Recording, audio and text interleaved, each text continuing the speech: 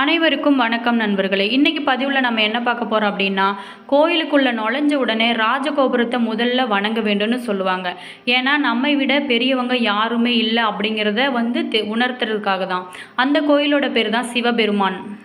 இந்த சிவபெருமான் கோயிலுக்கு சென்று வழிபட்டால் என்ன பலன், அந்த சிவபெருமான் கோயிலுக்கு யார் யார் எந்த ராசிக்காரர்கள்லாம் போகலாம் அப்படிங்கிறத பற்றி இந்த பதிவில் பார்க்கலாம். இந்த பதிவு உங்களுக்கு பல சுவாரஸ்யமான தகவல்களை தரும். அதனால் இந்த பதிவை ஸ்கிப் பண்ணாமல் பாருங்கள். இந்த சேனல் உங்களுக்கு பிடிச்சிருந்தால் லைக் பண்ணுங்கள், கமெண்ட் பண்ணுங்கள், ஷேரும் பண்ணிவிட்டு கூடவே சப்ஸ்கிரைப் பண்ணிவிட்டு பெல் ஐக்கானையும் கிளிக் பண்ணிவிட்டு வாங்க வீடியோக்குள்ளே போகலாம். சிவனோட அருள் நமக்கு முழுவதுமே கிடைக்கணும் அப்படின்னு நினைக்கிறவங்க ஓம் நம சிவாய என்னும் மந்திரத்தை நம்ம கீழே கமெண்ட் பாக்ஸில் சொல்லுங்கள்.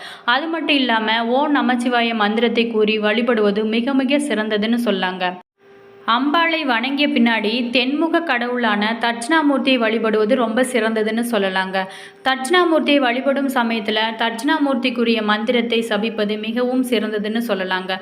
பிறகு கோயிலை வலம் வந்து நவகிரகங்களை வழிபடுவது ரொம்ப ரொம்ப சிறப்புன்னு சொல்லலாங்க. சிவபெருமானை வழிபடுவதனால வாழ்க்கையில் நல்ல முன்னேற்றங்களும் கிடைக்குன்னு சொல்லலாங்க.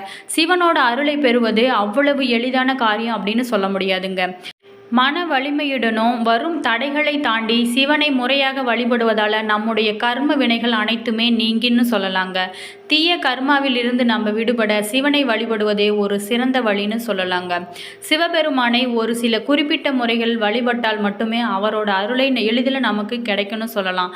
சிவ வழிபாட்டில் ஈடுபடும் போது சிவனோட அருள் மட்டுமின்றி நமக்குள் சிவத்தை உணரும் தன்மை, ஆன்ம பலம் போன்ற பலவிதமான நன்மைகளை நம்மால் பெற முடியும்னு சொல்லலாம். தெய்வங்கள் அனைத்திற்குமே தலைவனாக விளங்கக்கூடியவர் சிவபெருமான்னு சொல்லலாங்க.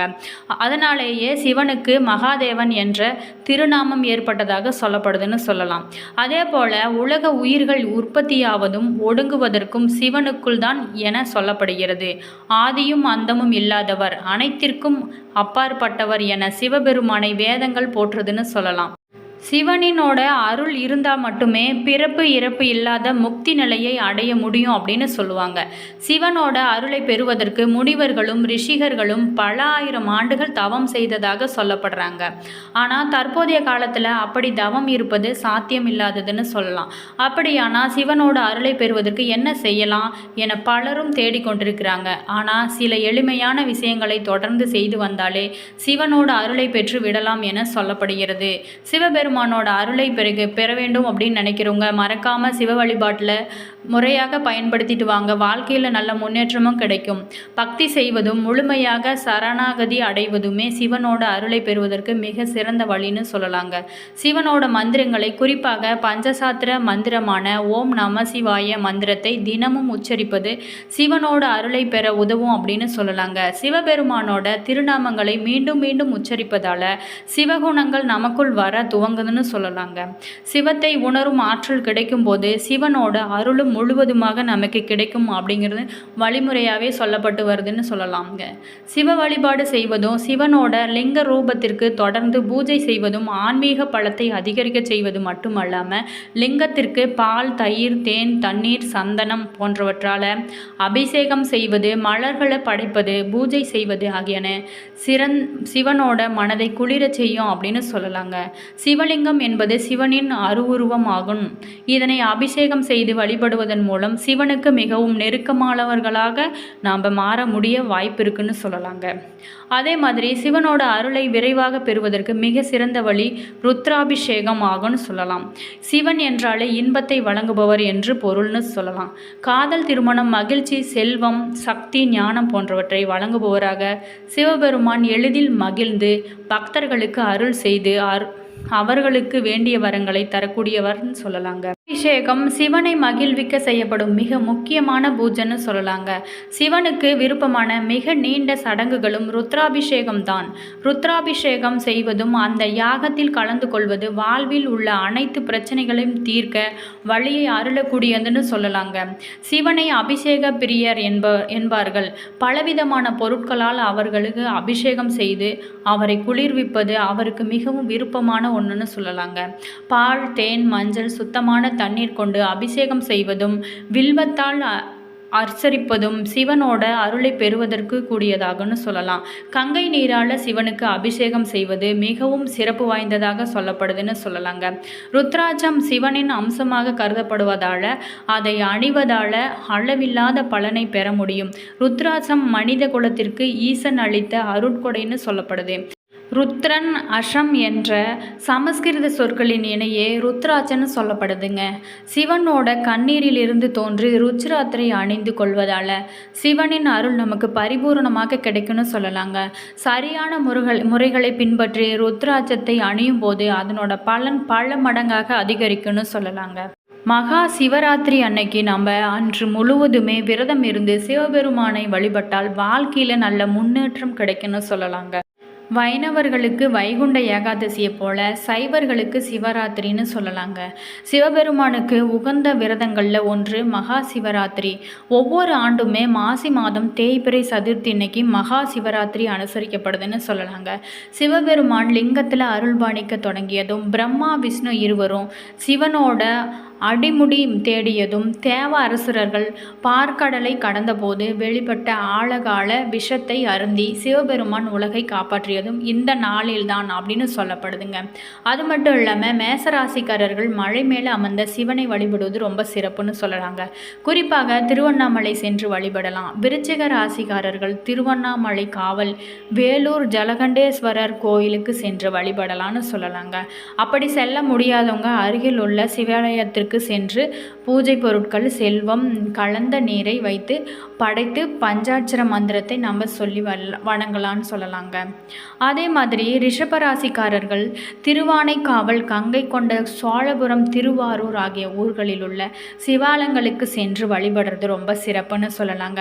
அப்படி செல்ல முடியாதவங்க சிவாலயத்திற்கு சென்று பூஜை பொருட்கள் தயிர் கலந்த நீரை வைத்து படைக்கிறது ரொம்ப சிறந்ததுன்னு சொல்லலாங்க.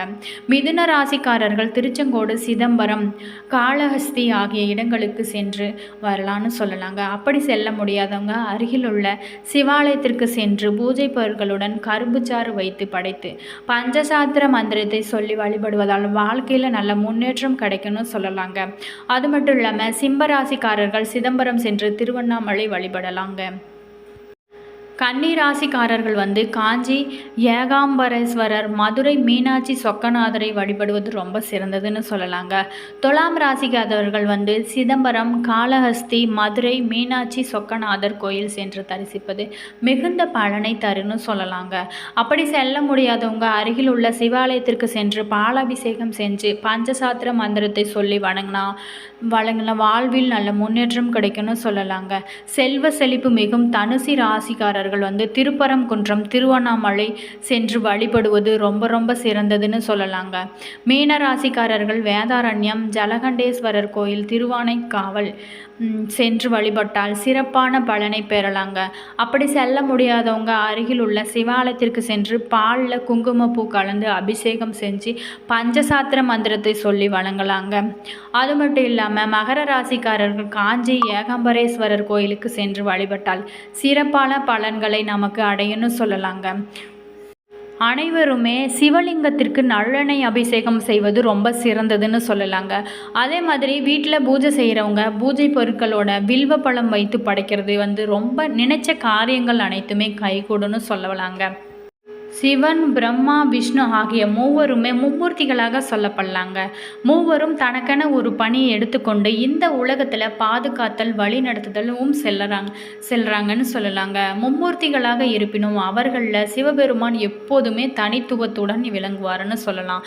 இவர் எந்த கடவுளையும் வழிபட மாட்டார். ஆனால் மற்ற கடவுள்கள் அனைவருமே இவரை வழிபடுவாங்க. குறிப்பாக விஷ்ணு தனது அனைத்து அவதாரங்களிலும் சிவபெருமானை வழிபட மாட்டாருன்னு சொல்லலாங்க.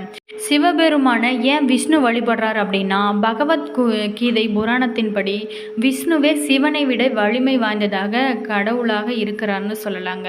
சிவபுராணத்தின்படி பிரம்மாவும் விஷ்ணுவும் சிவனோட ஆதி ஆனந்த ஜோதி ஸ்தம்பாவிலிருந்து உருவானதாக சொல்லப்படுதுங்க. இதன்படி சிவன் தான் அவர்கள் விட சக்தி வாய்ந்தவர் என்று சொல்லப்படுகிறது. இதனால் தான் சிவன் யாரையும் வழிபடுவதில்லை அப்படின்னு சொல்லப்படுகிறதுங்க. இந்த பதிவில் சிவபெருமான் கோயிலுக்கு நம்ம எப்படி சென்று வழிபட வழிபட்டால் என்ன பலன் அப்படிங்கிறத பற்றி பார்த்தோம். அதே மாதிரி இந்த கோவிலுக்கு சென்று சில ராசிக்காரர்கள் இந்த கோயிலுக்கு சென்று வந்தால் வாழ்வில் நல்ல முன்னேற்றம் கிடைக்குங்க. இந்த பதிவு உங்களுக்கு பிடிச்சிருந்தால் லைக் பண்ணுங்கள், கமெண்ட் பண்ணுங்கள், ஷேரும் பண்ணிவிட்டு சப்ஸ்கிரைப் பண்ணிவிட்டு கூடவே பெல் ஐக்கானை கிளிக் பண்ணிக்கோங்க. அப்போ தான் நாங்கள் போடுற ஒவ்வொரு வீடியோஸும் உங்களுக்கு நோட்டிஃபிகேஷனாக வந்து சென்றடையும். நன்றி, வணக்கம்.